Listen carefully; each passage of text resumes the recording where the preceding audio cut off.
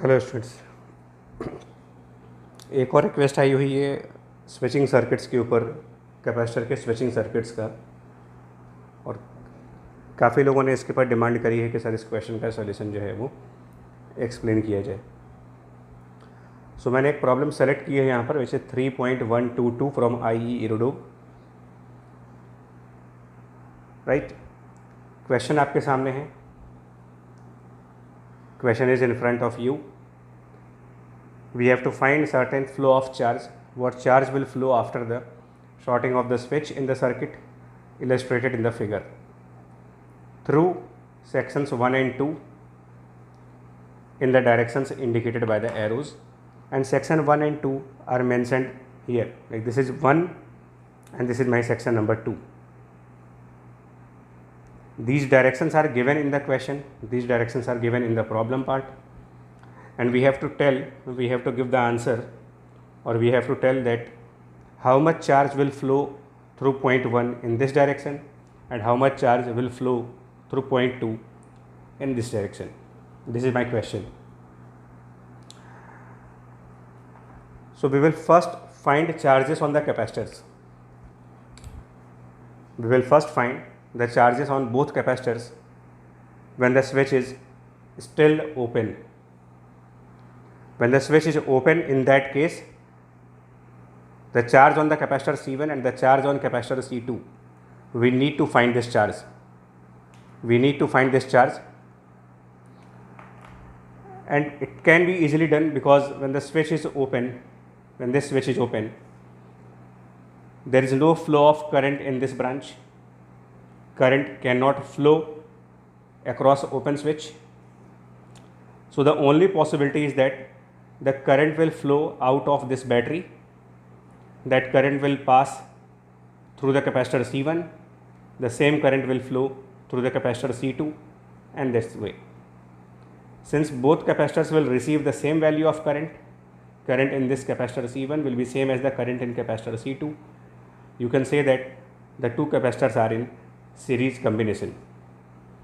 And if they are in the series combination and they are charged by same current, notice that the current coming out of this battery will give charge to the capacitor C1, and the same current will give charge to the capacitor C2.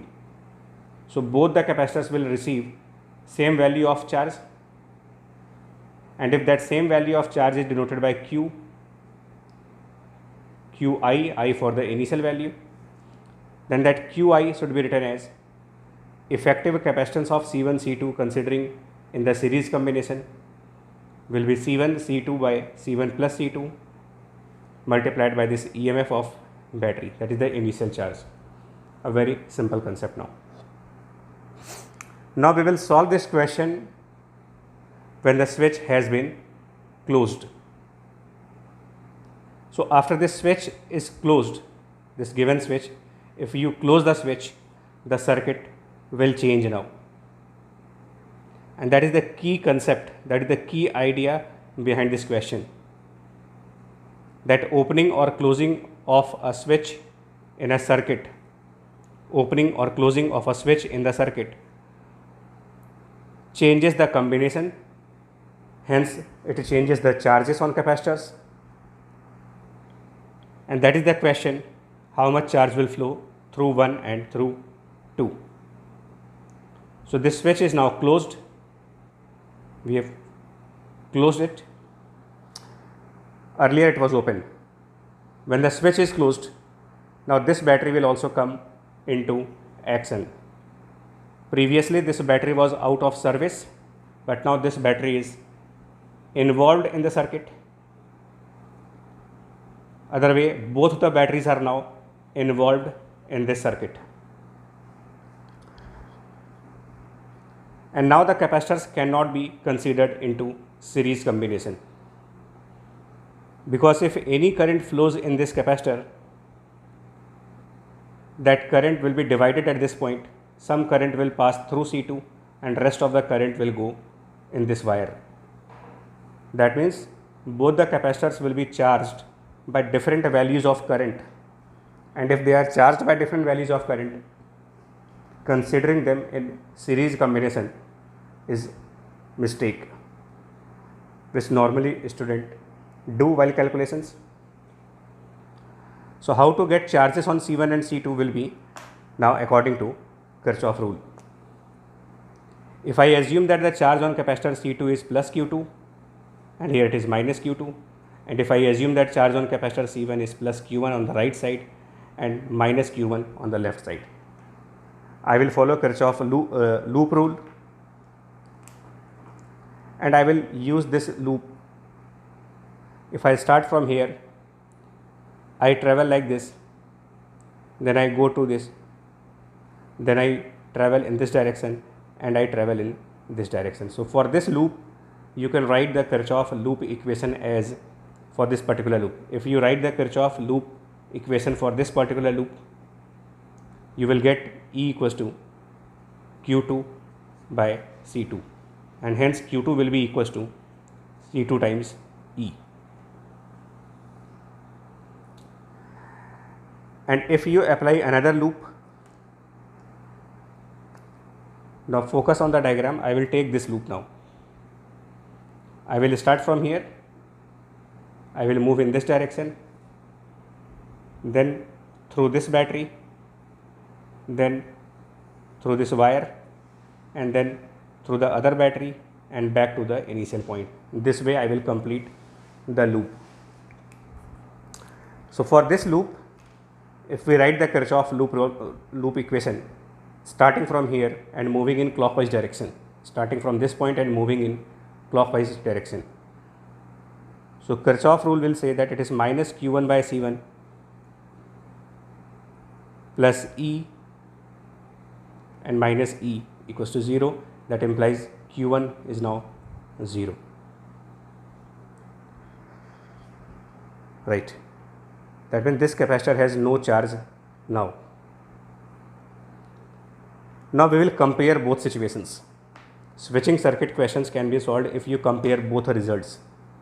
Now to compare both results, first of all I will compare the capacitor C1 and then capacitor C2. So if I look the capacitor C1 in the horizontal branch, just focus on this capacitor. Its left side plate, or say right side plate, the right side plate of capacitor C1 was initially charged with a positive value C1 C2 E upon C1 plus C2. So charge at this plate was C1 C2 E over C1 plus C2 initially, and then it becomes 0 because Q1 is now 0, and then it becomes 0 when the switch is closed. You have to notice the charge on individual plates of capacitor. So charge on this right plate from C1 C2 E upon C1 plus C2, it becomes 0. So it has lost the charge, it has lost total charge, and if the plate is losing the charge, certainly the charge will flow in this direction, and the amount of charge that will come out of capacitor will be C1 C2 E by C1 plus C2. So this much charge will flow out of this capacitor in the right side direction. And if any charge flows out of capacitor C1 in this direction, if any charge flows out of C1 in this direction, look into this diagram. If a charge comes out of C1 towards right side, then it will pass through this battery and then it will move in this wire.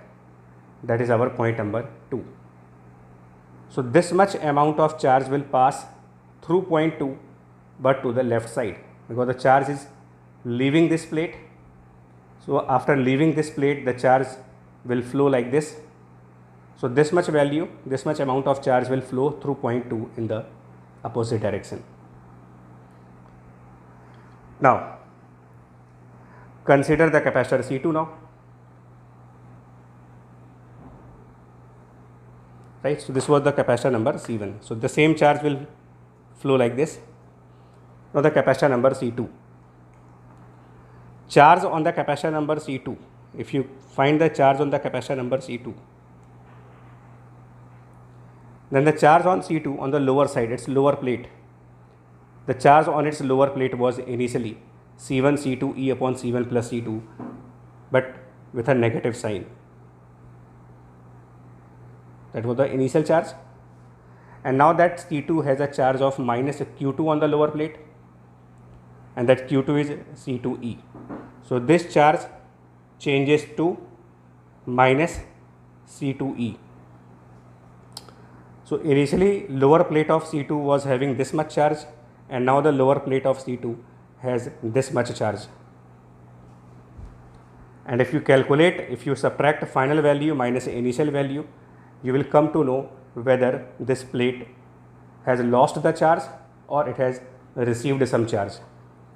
So if I subtract final charge minus initial charge, if you subtract the final charge minus this initial value, which is minus C2E minus this value,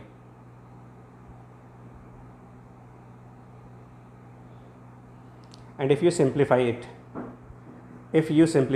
you will come to know that this value is a negative value. In fact, this value will come as C2E will be common, and then it will be C1 upon C1 plus C2 minus 1, and that will be C2 square E upon C1 plus C2, C2 square E upon C1 plus C2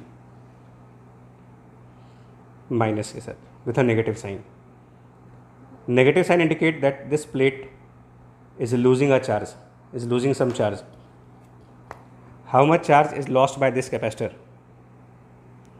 How much charge is lost by this capacitor is this value, which comes as C2 square E over C1 plus C2. So this capacitor C2 is losing the charge, capacitor C1 is also losing the charge. Now these two charges will combine together, and they will flow through this branch, which is the branch number 1. So the charge which will flow through this branch will be sum of these two charges, which will be C1 C2E over C1 plus C2 and plus C2 square E over C1 plus C2, which will be equal to, if you simplify it, you will get the answer as C2E. Simply C2, you will get the answer as C2E.